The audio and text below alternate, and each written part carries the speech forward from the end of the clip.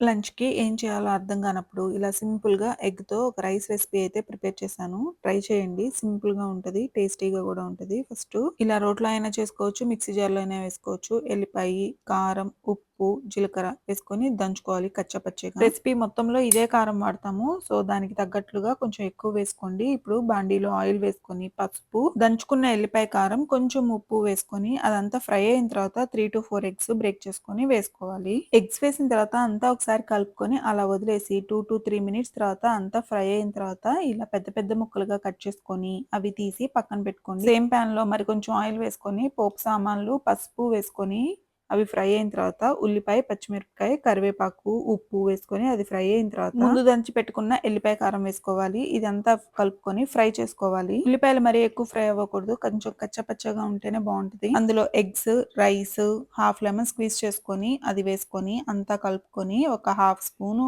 నెయ్యి వేసుకొని అంతా కలుపుకొని సర్వ్ చేసుకోవడమే. నచ్చితే ట్రై చేసి ఎలా వచ్చిందో కామెంట్ చేయండి. బై.